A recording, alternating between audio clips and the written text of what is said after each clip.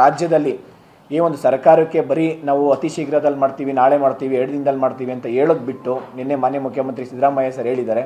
ಅದನ್ನು ನಾವು ಈ ಹಿಂದೆನೂ ನಾವು ವಿಂಟರ್ ಸೆಷನಲ್ಲಿ ಅವ್ರ ಹತ್ರ ಕೂತ್ಕೊಂಡು ಸುಮಾರು 1 ಗಂಟೆಗಳ ಕಾಲ ಚರ್ಚೆ ಮಾಡಿ 25 ಸಮಸ್ಯೆಗಳನ್ನ ಅವ್ರ ಹತ್ರ ಮುಂದೆ ಇಟ್ಟು ಅವ್ರು ಕಂಪ್ಲೀಟ್ಲಿ ಅವರಿಗೆ ಮನವರಿಕೆ ಮಾಡಿಕೊಟ್ಟಿದ್ವಿ.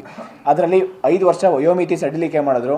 ಅದಾದಮೇಲೆ ಇನ್ನೊಂದು 2-3 ಸಮಸ್ಯೆ ಏನಂತಂದರೆ, ಈ ಒಂದು ಕ್ಯಾಂಟೀನ್ ಮಾಡ್ತೀನಿ ಅಂತ ಹೇಳಿದ್ದಾರೆ ಈಗ ಧಾರವಾಡದಲ್ಲಿ 4 ಕ್ಯಾಂಟೀನು.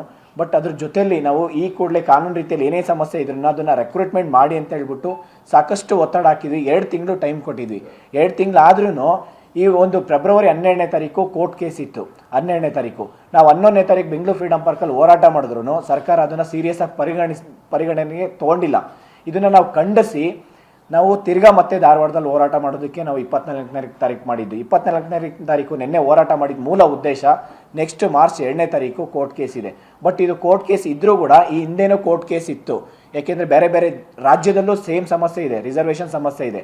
ಅದನ್ನೆಲ್ಲ ಪರಿಗಣನೆ ತಗೊಂಡು ಇವರು ಸರ್ಕಾರ ಮಾಡಿರೋ ಮಿಸ್ಟೇಕ್ಸ್ ಇದು. ಸರ್ಕಾರ ಲೆಜಿಸ್ಲೇಟಿವ್ ಒಂದು ಬಿಲ್ ಪಾಸ್ ಮಾಡಿ ಆ್ಯಕ್ಟ್ ಮಾಡೋಂಥ ಕೆಲಸ ಲೆಜಿಸ್ಲೇಟಿವ್ಗಿರುತ್ತೆ.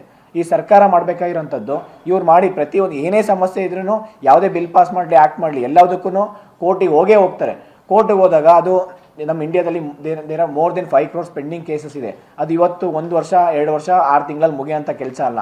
ಅದು ತುಂಬ ಟೈಮ್ ತೊಗೊಂಡುತ್ತೆ. ಸರ್ಕಾರ ಒಂದು ಡಿಸಿಷನ್ ಬಂದು ಆದಷ್ಟು ಬೇಗ, ಅಂದರೆ ಇವರು ಏನು ಫೈನಾನ್ಷಿಯಲ್ ಡಿಪಾರ್ಟ್ಮೆಂಟಿಂದ ಅಪ್ರೂವಲ್ ಸಿಕ್ಕಿದೆ 56,000 ಪೋಸ್ಟು. ಆ 56,000 ಪೋಸ್ಟು ಅತಿ ಶೀಘ್ರದಲ್ಲಿ 2 ದಿನದಲ್ಲಿ ಅನ್ನೋದಲ್ಲ. ಅದು ಇವಾಗಲೇ ಒಂದು ಈವೆಂಟ್ ಆಫ್ ಕ್ಯಾಲೆಂಡರ್ ಇರಬೇಕು.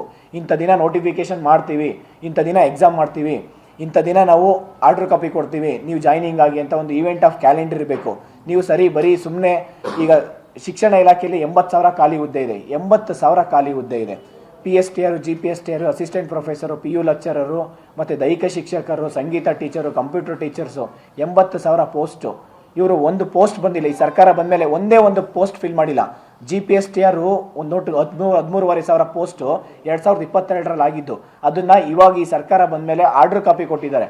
ಅದನ್ನು ನಾವೇ ಮಾಡಿದ್ದು ಅಂತ ಹೇಳ್ತಾ ಇದ್ದಾರೆ. ನಾನು ಬೆಳಗ್ಗೆನೂ ಅವ್ರಿಗೆ ಮಾಧ್ಯಮದ ಮುಖಾಂತರ ಯಾರೋ ಒಬ್ಬರು ಲೈವ್ ಬಂದಿದ್ರು, ಅದು ಮಾತಾಡ್ಬೇಕಾದ್ರೆ ನಾನು ಹೇಳಿದ್ದೀನಿ, ನೀವು ಈ ಸರ್ಕಾರ ಬಂದಮೇಲೆ ಒಂದೇ ಒಂದು ನೋಟಿಫಿಕೇಶನ್ 40,000 ವೇಕೆನ್ಸಿ ಫಿಲ್ ಮಾಡಿದ್ದೀನಿ ಅಂತ ಹೇಳಿದ್ರು. ಸರ್ಕಾರ ಬಂದಾಗಿಂದ ಇಲ್ಲಿವರೆಗೂ ಯಾವಾಗ ನೋಟಿಫಿಕೇಶನ್ ಮಾಡಿದ್ದೀನಿ ಅಂತ ತೋರಿಸ್ಬಿಟ್ಟು ನೋಡೋಣ. 5,000 ವೇಕೆನ್ಸಿ ಫಿಲ್ ಮಾಡಿಲ್ಲ. ಇವತ್ತು ಬರೀ ಮಾಧ್ಯಮದ ಮುಖಾಂತರ ಬರ್ತಾರೆ, ಸುಳ್ಳು ಹೇಳಿಕೆ ಕೊಡ್ತಾರೆ. ಪ್ರತಿಯೊಂದು ಕಾರ್ಯಕ್ರಮಕ್ಕೆ ಹೋಗ್ತಾರೆ, ಸುಳ್ಳು ಹೇಳಿಕೆ ಕೊಡ್ತಾರೆ. ಮತ್ತು ಮಾನ್ಯ ಗೃಹ ಸಚಿವರಾದಂಥ ಹೋಮ್ ಮಿನಿಸ್ಟರ್ ಪರಮೇಶ್ವರ್ ಸರ್ 2 ದಿನದಲ್ಲಿ ನೋಟಿಫಿಕೇಶನ್ ಮಾಡ್ತೀನಿ, ಅತಿ ಶೀಘ್ರದಲ್ಲಿ ಮಾಡ್ತೀನಿ, ಮಾಹಿತಿ ತರಿಸ್ಕೊತೀನಿ, ನನಗೆ ಗೊತ್ತಿಲ್ಲ. ಏನು ಸರ್ ಇದು? 2 ದಿನದಲ್ಲಿ PC ನೋಟಿಫಿಕೇಶನ್ ಮಾಡ್ತೀನಿ ಅಂತ ಹೇಳಿದ್ರಿ. 3-4 ವರ್ಷ ಆಯಿತು, ಒಂದು PC ನೋಟಿಫಿಕೇಶನ್ ಆಗಿಲ್ಲ. 5 ವರ್ಷ ಮುಂಚೆ ನೋಟಿಫಿಕೇಶನ್ ಆಗಿದ್ದು PSI ನೋಟಿಫಿಕೇಶನು 545 402. ಪ್ರತಿಯೊಂದು ಸತಿ ನೀವು ಮಾಧ್ಯಮದವ್ರಿಗೆ ನಾನು ಯಾವಾಗಲೂ ಪಾಪ ಅವ್ರಿಗೆ ಹೋಗಿ ರಿಕ್ವೆಸ್ಟ್ ಮಾಡ್ಕೊಳ್ತೀರಿ. ಪ್ರತಿಯೊಂದು ಸತಿನ ಅವ್ರಿಗೆ ಹೋಗಿ ಪಾಪ ಅವ್ರಿಗೆ ಪ್ರಶ್ನೆ ಕೇಳಿದ್ರೆ ಏನು ಹೇಳ್ತಾರೆ ಅಂದರೆ, 545 ನೋಟಿಫಿಕೇಶನ್ ಆಗಿದೆ, ಇನ್ನು ಅದನ್ನು ನಾವು ಟ್ರೈನಿಂಗ್ ಕಳಿಸಿದ್ದೀವಿ, 402 ಎಕ್ಸಾಮ್ ಆಯಿತು, ಟ್ರೈನಿಂಗ್ ಕಳಿಸಿದ್ದೀವಿ.